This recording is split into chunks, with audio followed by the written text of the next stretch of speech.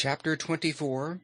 The Little Pink Bear Speaks Truly. For several minutes they all stood staring at the black spot on the canvas of the magic picture, wondering what it could mean. "Perhaps we'd better ask the little Pink Bear about Ozma," suggested Trot. "Pshaw!" said Button Bright. "He don't know anything." "He never makes a mistake," declared the King. "He did once, surely," said Betsy, "but perhaps he couldn't make a mistake again." "He won't have the chance," grumbled the Bear King. "We might hear what he has to say," said Dorothy. "It won't do any harm to ask the Pink Bear where Ozma is."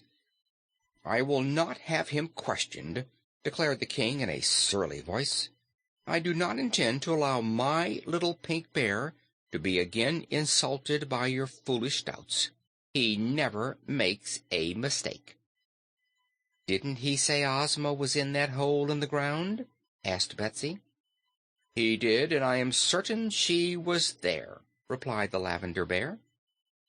Scraps laughed jeeringly, and the others saw there was no use arguing with the stubborn Bear King, who seemed to have absolute faith in his Pink Bear. The Wizard, who knew that magical things can usually be depended upon, and that the little Pink Bear was able to answer questions by some remarkable power of magic, thought it wise to apologize to the Lavender Bear for the unbelief of his friends, at the same time urging the King to consent to question the Pink Bear once more. Cayke and the Frogman also pleaded with the big bear, who finally agreed, although rather ungraciously, to put the little bear's wisdom to the test once more. So he sat the little one on his knee and turned the crank, and the Wizard himself asked the questions in a very respectful tone of voice. "Where is Ozma?" was his first query. "Here in this room," answered the little Pink Bear. They all looked around the room, but of course did not see her. "In what part of the room is she?" was the Wizard's next question. "In Button Bright's pocket," said the little Pink Bear. This reply amazed them all, you may be sure, and although the three girls smiled and Scraps yelled "Hooray!" in derision, the Wizard turned to consider the matter with grave thoughtfulness. "In which one of Button Bright's pockets is Ozma?" he presently inquired. "In the left-hand jacket pocket," said the little Pink Bear.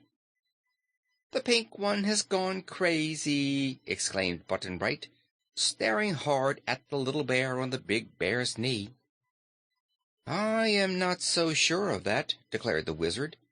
"If Ozma proves to be really in your pocket, then the little Pink Bear spoke truly when he said Ozma was in that hole in the ground, for at the same time you were also in the hole, and after we had pulled you out of it, the little Pink Bear said Ozma was not in the hole." "He never makes a mistake," asserted the Bear King stoutly. "Empty that pocket, Button Bright, and let's see what's in it," requested Dorothy. So Button Bright laid the contents of his left jacket pocket on the table. These proved to be a peg top, a bunch of string, a small rubber ball, and a golden peach pit. "What's this?" asked the Wizard, picking up the peach pit and examining it closely. "Oh," said the boy, "I saved that to show to the girls, and then forgot all about it. It came out of a lonesome peach that I found in the orchard back yonder, and which I ate while I was lost. It looks like gold, and I never saw a peach pit like it before." "Nor I," said the Wizard, "and that makes it seem suspicious." All heads were bent over the golden peach pit. The Wizard turned it over several times, and then took out his pocket knife and pried the pit open. As the two halves fell apart, a pink, cloud-like haze came pouring from the golden peach pit, almost filling the big room, and from the haze a form took shape and settled beside them. Then, as the haze faded away, a sweet voice said, "Thank you, my friends." and there before them stood their lovely girl ruler, Ozma of Oz. With a cry of delight, Dorothy rushed forward and embraced her. Scraps turned gleeful flip-flops all around the room. Button-Bright gave a low whistle of astonishment. The Frogman took off his tall hat and bowed low before the beautiful girl who had been freed from her enchantment in so startling a manner. For a time no sound was heard beyond the low murmur of delight that came from the amazed group, but presently the growl of the big Lavender Bear grew louder, and he said in a tone of triumph, "He never makes a mistake." End of chapter 24.